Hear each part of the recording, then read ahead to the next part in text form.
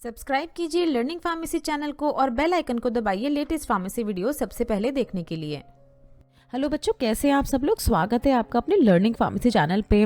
बच्चों, हमने अपने चैनल पे एक सीरीज शुरू की है कि अलग डिफरेंट सेक्टर्स में आप किस तरह से फार्मासिस्ट बन सकते हैं, जहां पर हमने किस तरह से आप रेलवे फार्मासिस्ट बन सकते हैं, किस तरह से DSSB pharmacist, SSC pharmacist, air force pharmacist किस तरह से आप बन सकते हैं, A to Z process discuss की है अपने बहुत सारे वीडियोज़ में, जिसका लिंक आप यहाँ डिस्क्रिप्शन बॉक्स में जाके देख सकते हैं जिन सारी वीडियोज़ को। आज की इस वीडियो में हम जिस टॉपिक पे बात करेंगे वो है हाउ टू बिकम सेपॉय फार्मासिस्ट। ये क्या होते हैं, देखिए सेपॉय फार्मासिस्ट पहले वो देखेंगे। क्या रिस्पॉन्सिबिलिटीज होती हैं अगर आप अपॉइंट हो जाते हैं एज एन सेपॉय फार्मासिस्ट, कहाँ पर आपकी जॉब लगेगी एज अ सेपॉय फार्मासिस्ट अपॉइंट होने के बाद। फिर हम देखेंगे eligibility criteria and age limit क्या होती है सेपॉय फार्मासिस्ट एग्जामिनेशन में अप्लाई करने के लिए।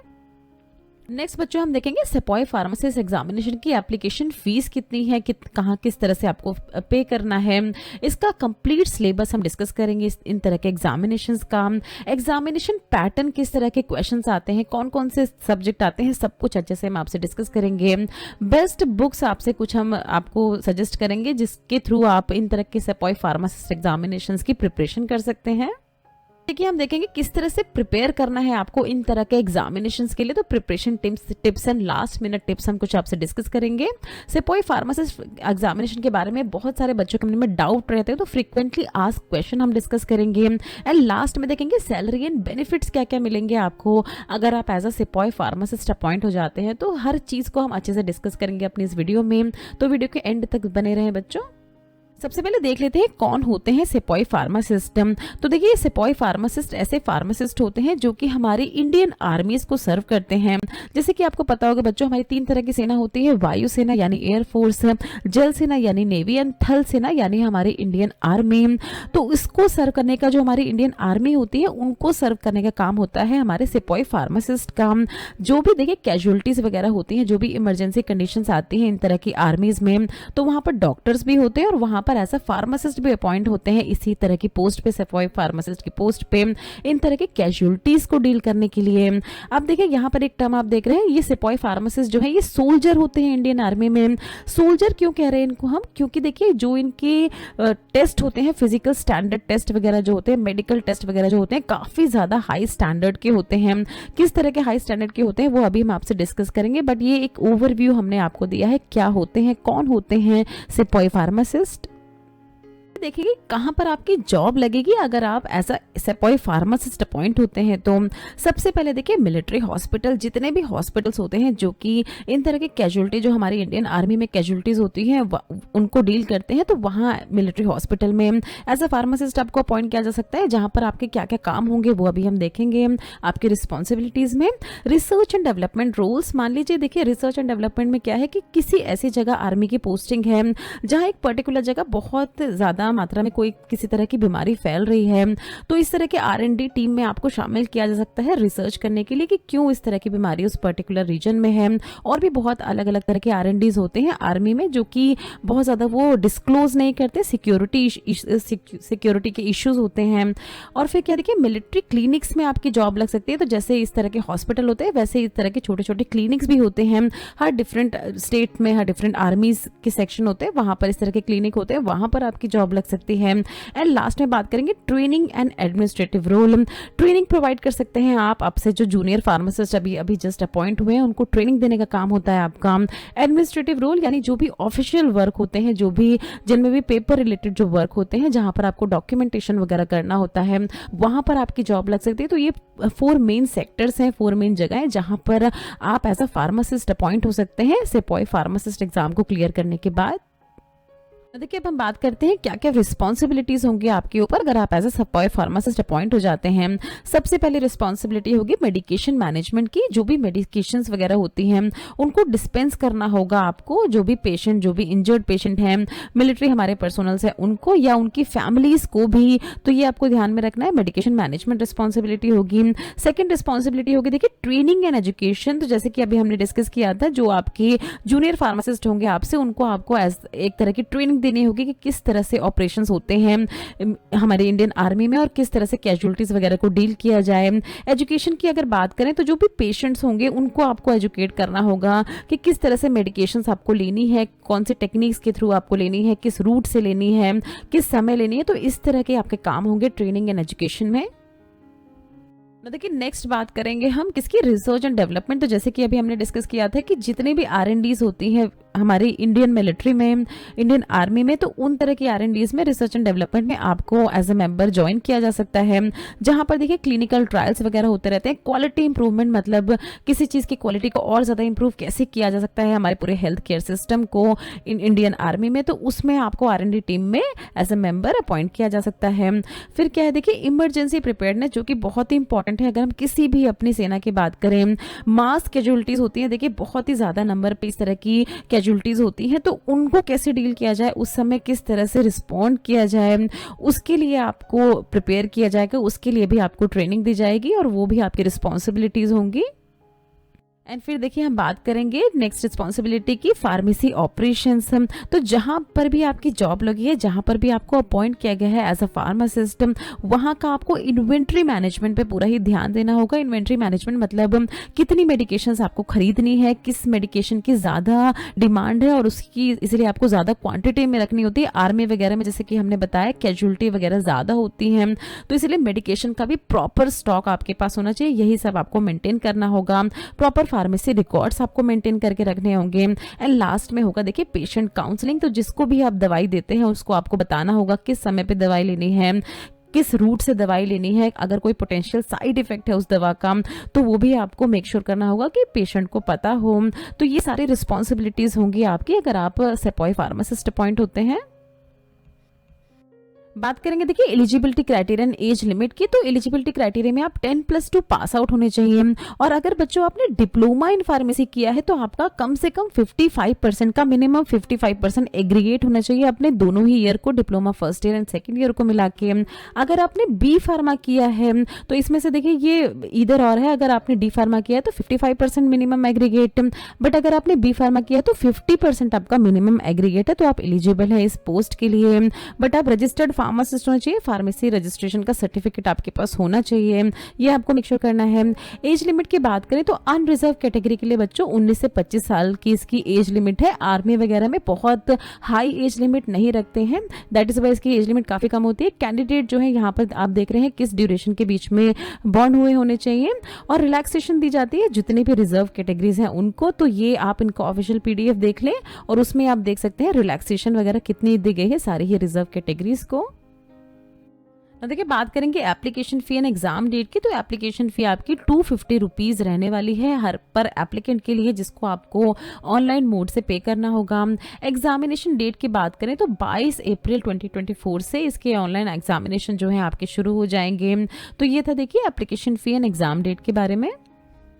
बात करेंगे देखिए सेपॉय फार्मासिस्ट का एग्जामिनेशन पैटर्न कैसे होता है। तो टोटल 2 फेज में इसके एग्जामिनेशन होते हैं। फेज 1 रिक्रूटमेंट प्रोसेस होती है एंड फेज 2 रिक्रूटमेंट प्रोसेस होती है। तो अच्छे से देखिए डिस्कस करते हैं इन दोनों ही प्रोसेस के बारे में। सबसे पहले देखिए होती है फेज 1 रिक्रूटमेंट प्रोसेस, जहां पर आपका क्या होता है तो ऑनलाइन एग्जामिनेशन होता है, कंप्यूटर बेस्ड आपका एग्जामिनेशन होता है। टोटल देखिए 100 MCQ होते हैं जो कि 2 पार्ट्स में डिवाइड होते हैं। बात करें अगर हम पार्ट 1 की तो यहाँ पर आप पार्ट 1 देख रहे हैं। जनरल नॉलेज एंड इंग्लिश के आपसे के सब्जेक्ट पूछे जाते हैं आपसे। टोटल 25-25 क्वेश्चन होते हैं और मैक्सिमम मार्क्स की अगर हम बात करें तो 50-50 मैक्सिमम मार्क्स होते हैं। पार्ट 2 की अगर बात करें तो उसमें भी 50 MCQ होते हैं, जहां पर ये डिवाइड होता है फार्मेसी 1 एंड फार्मेसी 2 में। फिर क्या बता रहे हैं देखिए हर क्वेश्चन जो है वो कैरी करता है 2 मार्क्स। तो टोटल अगर हम एग्जामिनेशन की बात करें तो 200 मार्क्स का ये टोटल आपका पेपर होता है पार्ट 1 और पार्ट 2 को मिला के, जहां पर देखिए पासिंग मार्क्स जो है आपको 100 मार्क्स लाने हैं। तो 50% मार्क्स आपको लाने हैं अगर आपको इस एग्जामिनेशन को पास करना है। और उसके बाद ये कट ऑफ वगैरह जो है ये बाद में डिसाइड होती है, पहले आपको एग्जामिनेशन को पास करना होता है।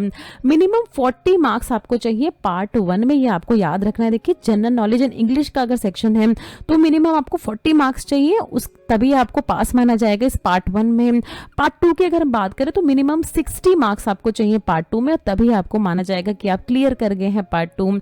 तो ये सारे ही क्राइटेरियाज आपके हैं, ये आप अच्छे से देख लें, समझ लें और इसी के बेस पे आप अपना एग्जामिनेशन जो है उसको अटेम्प्ट करें बच्चों। अब देखिए ये मेन पार्ट होता है हमारे किसी भी तरह के जो आर्मी में सिलेक्शन होता है उसमें काफ़ी ज़्यादा इंपॉर्टेंट होता है phase 2 recruitment process.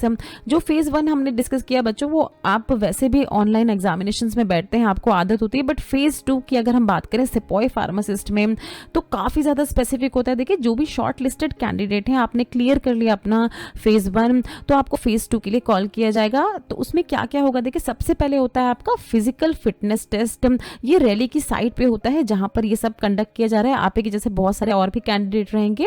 Physical fitness test में आपका टेस्ट किया जाता है। देखिए बहुत सारी चीजें हैं जहां पर आपको 1.6 किलोमीटर की रन टेस्ट की जाएगी, pullups, 9 feet ditch, zigzag balance up to 5 minute 45 seconds. तो इस तरह के आपके क्राइटेरियाज होते हैं फिजिकल फिटनेस के जिन पे आपको टेस्ट किया जाता है। तो इनकी प्रैक्टिस आप अभी से बच्चों शुरू कर सकते हैं। स्टॉप वॉच लगा के अपने आप को फिट रखने की कोशिश करें अभी से, अगर आप इस तरह के एग्जामिनेशन में जाने की सोच रहे हैं। सेकंड होता है देखिए फिजिकल मेजरमेंट टेस्ट। अब इस तरह की आपकी हाइट, वेट और चेस्ट का साइज जो है ये इन सबको मेजर किया जाता है, ये भी आपके रैली की साइट पे ही किया जाता है। थर्ड होता है देखिए एडेप्टेबिलिटी टेस्ट। अब देखिए इस तरह के आर्मी के एनवायरनमेंट में आप अडेप्टेबल है या नहीं, सूटेबल आप है या नहीं, वो टेस्ट किया जाता है। जो इनके खुद के अपने कुछ पैरामीटर्स होते हैं उसके बेस पे आपको चेक करते हैं। एंड लास्ट में होता है देखिए मेडिकल एग्जामिनेशन, जहां पर आपको अलग अलग मेडिकल टेस्ट आपके लिए जाते हैं। तो ये सारे ही क्राइटेरियाज को अगर आप फुलफिल कर लेते हैं उसके बाद होता है उसके बाद आपका क्लियर हो जाता है फेज 2 रिक्रूटमेंट प्रोसेस। बट यहाँ पर देखिए साफ साफ ये मेंशन कर रहे हैं कि मेडिकल एग्जामिनेशन क्लियर करने के बाद गारंटी नहीं है कि आप इंडियन आर्मी में आपको एम्प्लॉयमेंट दे दी गई है। ये और भी बहुत सारी चीज़ों को अपने ध्यान में रखते हैं और बहुत सारे कैंडिडेट में फिर शॉर्टलिस्ट करके आपको बताते हैं फाइनल रिजल्ट। तो हमने आपसे डिस्कस की बच्चों इस स्लाइड पे पूरी प्रोसेस क्या होती है फेज 2 रिक्रूटमेंट प्रोसेस की। ना बच्चों देखिए डिस्कस करेंगे कुछ फिजिकल स्टैंडर्ड्स जो कि उन्होंने ये 2024 का रिक्रूटमेंट प्रोसेस जो है उसमें पब्लिश किए हैं। बट ये देखिए आप ऑफिशियल नोटिफिकेशन जरूर देखें, अपने जिस भी साल आप ये वीडियो देख रहे हैं तो ऑफिशियल नोटिफिकेशन को देखें और उसके बेस पे डिसाइड करें क्या होंगे फिजिकल स्टैंडर्ड्स। यहाँ पर देखिए स्टेट्स एंड यूटीज के बेस पे उन्होंने अलग अलग देखिए हर एक स्टेट के अलग अलग लोग होते हैं और उनके अलग अलग क्राइटेरियाज होते हैं। तो उनके बेस पे उन्होंने देखिए हाइट वगैरह, चेस्ट की क्या रिक्वायरमेंट होगी वो यहाँ पर उन्होंने मेंशन किया है। अगर हम रीजनल एंड यूटीज की बात करें, अगर कैंडिडेट जो है अंडमान एंड निकोबार आइलैंड से हैं तो उनमें क्या क्या क्राइटेरियाज होगी हाइट के, चेस्ट के एंड वेट के, तो यहाँ पर इन्होंने मेंशन किया हुआ है ना। देखिए डिस्कस करेंगे आपसे बहुत ही इंपॉर्टेंट चीज जिसमें बच्चों को काफी ज्यादा डाउट रहता है, बेस्ट बुक्स कौन सी है जिनसे आप प्रिपेयर कर सकते हैं अपने इन तरह के एग्जामिनेशंस को।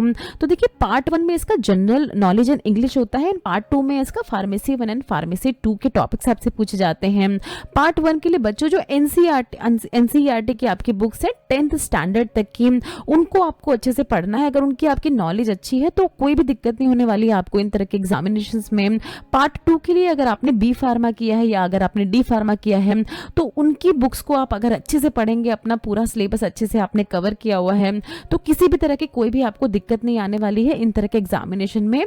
अब देखिए नेक्स्ट स्लाइड पे हम कुछ पर्टिकुलर स्पेसिफिक बुक्स आपसे डिस्कस करेंगे जिनके थ्रू आप अपने इन तरह के जो भी टॉपिक्स हैं जनरल नॉलेज, इंग्लिश और फार्मेसी के सब्जेक्ट्स उनको एक तरह से ओवरव्यू कर पाए और अच्छे से प्रिपरेशन कर पाए। तो देखिए जनरल नॉलेज के लिए बेस्ट बुक जो कि हम हमेशा रिकमेंड करते हैं general knowledge by Lucent and general knowledge by Arihant, तो इनको आप रेफर कर सकते हैं अपने जीके के पार्ट के लिए। जिस भी साल आप ये वीडियो देख रहे हैं उस साल का आप एडिशन लें, यहाँ पर हम 2024 को डिस्कस कर रहे हैं, बट अगर आप किसी और साल में ये वीडियो देख रहे हैं तो उस साल का एडिशन आप रेफर कर सकते हैं दोनों ही बुक्स का। बात करेंगे अपने इंग्लिश के पार्ट के लिए तो जो बुक हम रेफर कर सकते हैं आपको वो है देखिए objective general English by SP Bakshi and S Chand objective general English. तो ये दोनों बुक्स हैं, काफी स्टैंडर्ड बुक्स हैं, अपने इंग्लिश के पार्ट को आप इसे प्रिपेयर कर सकते हैं। ना देखिए फार्मेसी का भी काफ़ी अच्छा खासा इसमें सिलेबस आता है, तो उसके लिए आप जिन बुक्स को रेफर कर सकते हैं वो है PV Thorat pharmacy previous year papers हैं, इसमें काफ़ी सारे जिनको आप प्रैक्टिस कर सकते हैं। फिर देखिए objective pharmacy kit by doctor Anees Ahmad and ARO D pharma सेपॉय, इसको इन तीनों ही बुक्स को आप रेफर कर सकते हैं। ये सारी बुक्स जो है बच्चों, इनका लिंक हमने डिस्क्रिप्शन बॉक्स में दिया है, वहां से जाके आप इन बुक्स को देख सकते हैं। बाय करने का मन हो तो बाय भी कर सकते हैं। और बच्चों अगर आपको कुछ और भी नॉलेज है, कुछ एडिशनल बुक्स के बारे में आप जानते हो तो प्लीज कमेंट सेक्शन में जरूर बताएं, और भी बच्चों को इससे बेनिफिट होगा। ना देखिए बात करेंगे सेपॉय फार्मासिस्ट के कंप्लीट सिलेबस के बारे में। तो पार्ट वन में हमारा जनरल नॉलेज आता है एंड इंग्लिश आता है। पार्ट 2 में क्या होती है, देखिए फार्मेसी 1 के आपके सब्जेक्ट जो आते हैं वो है pharmacology, pharmaceutics, hospital and clinical pharmacy. And pharmacy 2 में आपके आते हैं pharmacognosy, pharmaceutical jurisprudence, community pharmacy, drug storage and inventory management, human anatomy physiology and biochemistry and clinical pathology. तो ये सारे आपके आते हैं पार्ट 2 में, यानी फार्मेसी काम। एंड पार्ट 1 में आप देख रहे हैं क्या क्या आता है आपका जीके एंड इंग्लिश। ये देखिए डिटेल्ड में हमने दिया है क्या पूछा जाता है आपके जनरल नॉलेज के सेक्शन में और क्या पूछा जाता है आपके इंग्लिश के सेक्शन में। डिस्क्रिप्शन बॉक्स में जाके आप डिटेल्ड सिलेबस देख सकते हैं बच्चों। अब देखिए बात करेंगे किस तरह से प्रिपेयर करेंगे आप अपने इन तरह के एग्जामिनेशंस के लिए, तो कुछ प्रिपरेशन टिप्स हम आपसे डिस्कस करेंगे। सबसे पहले टिप है देखिए अंडरस्टैंडिंग द सिलेबस। अभी हमने आपसे सिलेबस डिस्कस किया है, तो उसको आप अच्छे से देखें क्या क्या आपसे कौन कौन से सब्जेक्ट्स आपसे पूछे जा रहे हैं और उसके अकॉर्डिंग ही अपने प्रिपरेशन करें, तो काफी ज्यादा बेनिफिट होगा आपको इन तरह के एग्जामिनेशन में। फिर क्या है देखिए मॉक टेस्ट को आप जरूर प्रिपेयर किया करें बच्चों। मॉक टेस्ट जो है अब हम अपने चैनल पे भी अपलोड करते रहते हैं, तो उनको आप अटेम्प्ट करें, जिससे काफी ज्यादा बेनिफिट होगा आपको। किस तरह से क्वेश्चंस पूछे जाते हैं उनका आपको आइडिया होगा ना। देखिए बात करेंगे यूज स्टैंडर्ड टेक्स्ट बुक्स। जो भी हमने आपसे बुक्स डिस्कस की बच्चों अभी इंग्लिश के लिए, जीके के लिए, फार्मेसी के लिए, या अगर आप भी कुछ स्टैंडर्ड टेक्स्ट बुक्स के नाम जानते हैं तो उनसे ही अपने प्रिपरेशन करें, ताकि कंसेप्ट जो है आपके एकदम क्लियर हों। फिर क्या है देखिए प्रीवियस ईयर के जितने भी क्वेश्चन पेपर्स होते हैं इनकी अपनी वेबसाइट पे भी आपको मिल जाएंगे, सेपॉय वेबसाइट पे, जहां पर जाके आप प्रीवियस ईयर के क्वेश्चन पेपर्स को अटेम्प्ट कर सकते हैं, ताकि आपको पता चलेगा किस तरह के आपसे क्वेश्चन पूछे जा रहे हैं। अपडेट रहना है आपको करंट अफेयर के साथ, क्योंकि करंट अफेयर्स के काफी सारे क्वेश्चन होते हैं, तो न्यूज़पेपर आप पढ़ सकते हैं, न्यूज़ देख सकते हैं, इस तरह से आप अपने आप को अपडेट रख सकते हैं। लास्ट में बात करेंगे देखिए रिवाइज रेगुलरली। जितना भी कंसेप्ट आपको पता है, देखिए जितना भी आपको आता है आपको रिवाइज करना है कंटिन्यू बेस पे, ताकि एकदम स्ट्रेस ना हो जाए आपको जब पेपर आप देने जा रहे हो उस समय। और लास्ट में हम बोलेंगे देखिए अप्लाई एवरीवेयर। अप्लाई एवरीवेयर मतलब जहां भी वैकेंसी आपकी निकलती है बच्चों वहां पर आप अप्लाई जरूर करें, ताकि किस तरह का एग्जामिनेशन हॉल का जो फियर होता है, डर होता है बच्चों के मन में, वो आपका निकल पाए, आप एक तरह से यूज टू हो एग्जाम देने के, जिससे कि आपको बेनिफिट हो। तो ये कुछ ऐसे टिप्स हैं जिनको फॉलो करके आप इस तरह के एग्जामिनेशन को क्लियर कर सकते हैं। देखिए बच्चों के मन में डाउट रहते हैं इन तरह के एग्जामिनेशंस को लेके, तो डिस्कस करेंगे कुछ frequently asked questions. Educational qualification क्या चाहिए आपको आर्मी सेपॉय फार्मा एग्जामिनेशन के लिए, तो 10+2 आप पास आउट होने चाहिए। डिप्लोमा अगर आपने किया है तो मिनिमम 55% का आपका एग्रीगेट होना चाहिए, दोनों ही ईयर्स को आपके मिला के, फर्स्ट एंड सेकंड ईयर को मिला के। रजिस्टर्ड फार्मासिस्ट होने चाहिए। अगर आपने बी फार्मा किया है तो मिनिमम 50% मार्क्स का आपका एग्रीगेट होना चाहिए अपना के, और इस केस में भी आप रजिस्टर्ड फार्मासिस्ट होने चाहिए। नेक्स्ट जो बच्चों के मन में डाउट रहता है कि क्या अदर कंट्री के कैंडिडेट भी अप्लाई कर सकते हैं इस एग्जामिनेशन के लिए, तो नहीं, सिर्फ इंडियन सिटीजन ही एलिजिबल हैं। सिलेक्शन प्रोसेस क्या होती है इसकी, तो पहले हमने देखा था फेज 1 जहां पर आपका कंप्यूटर बेस्ड टेस्ट होता है, एंड फेज 2 जहां पर आपके बाकी टेस्ट होते हैं, जैसे physical fitness test, physical measurement test, adaptability test and medical examination, जो कि रैली की साइट पे होता है, जहां पर आपको ये वेन्यू देते हैं। कितने अटेम्प्ट अलाउ होते हैं इस तरह के एग्जामिनेशन के लिए, तो एज सच कोई लिमिट नहीं है अटेम्प्ट्स की, पर आपका एज क्राइटेरिया जो है वो मीटअप करना चाहिए। एंड फिर देखिए लास्ट में देखेंगे क्या सैलरी होती है सेपॉय फार्मासिस्ट की, तो इसको हम अच्छे से डिस्कस करेंगे। बट एक बेसिक सैलरी की अगर बात करें तो 19,900 से लेके 63,200 पर मंथ तक की सैलरी होती है सेपॉय फार्मासिस्ट की, और इसके साथ साथ बहुत सारे अलाउंस भी उनको मिलते हैं। एज लिमिट की अगर हम बात करें तो हमने बताया था देखिए 19 से 25 साल की एज लिमिट होती है। कैंडिडेट जो है इस ड्यूरेशन के बीच में बॉर्न यानी पैदा हुआ होने चाहिए। एंड लास्ट में देखेंगे हम देखिए एग्जामिनेशन फी कितनी होती है। अगर आपको इस तरह के एग्जामिनेशन में अप्लाई करना है तो 250 रुपीज एग्जामिनेशन फी होती है, जिसको आपको ऑनलाइन मोड से पे करना होता है। देखिए सैलरी की बात करेंगे, कितनी सैलरी आपको मिलेगी अगर आप एज अ सपॉय फार्मासिस्ट अपॉइंट होते हैं, तो इसको बेसिकली हमने 3 पार्ट्स में डिवाइड किया है। सबसे पहले देखिए टोटल पे स्केल, तो टोटल पे स्केल में आपको 19,900 से लेके 63,200 पर मंथ तक सैलरी मिल सकती है। इस रेंज के बीच में कहीं भी आपको सैलरी मिल सकती है, जो कि ये डिसाइड करते हैं खुद ही जब आपको अपॉइंट करते हैं। ये अलाउंस में हम देखें तो काफ़ी ज़्यादा अच्छे अलाउंस मिलते हैं इन तरह के सपॉय फार्मासिस्ट को, जहाँ पर हम बात करेंगे डियरनेस अलाउंस की, house rent allowance and transportation allowance जैसी बहुत अच्छी अच्छी फैसिलिटीज मिलती हैं। एंड बेनिफिट्स की अगर बात करें तो मेडिकल देखिए फ्री होता है पूरी ही फैमिली के लिए। आपके एम्प्लॉय पेंशन स्कीम के तहत काफ़ी सारे बेनिफिट्स मिलते हैं इनको, और बहुत सारे डिफरेंट बोनस भी ईयरली बेस पे मिलते रहते हैं सपॉय फार्मासिस्ट को। सो थैंक्स फॉर वॉचिंग बच्चों। नेक्स्ट वीडियो में हम डिस्कस करेंगे किस तरह से बन सकते हैं आप CRPF में फार्मासिस्ट। सो बच्चों अगर वीडियो अच्छी लगे तो वीडियो को लाइक जरूर करें, चैनल को सब्सक्राइब जरूर करें, इसी तरह से हमें अपना सपोर्ट दिखाते रहें। कोई भी अगर सवाल है आपके मन में तो नीचे दिए गए कमेंट सेक्शन में आप हमसे कुछ भी पूछ सकते हैं। ये कुछ हमारे रिलेटेड वीडियोस के लिंक है जिन पे क्लिक करके आप इनको देख सकते हैं। दोस्तों लर्निंग फार्मेसी पे आने के लिए और ये वीडियो देखने के लिए आपका बहुत बहुत शुक्रिया। मिलते हैं अगले वीडियो में।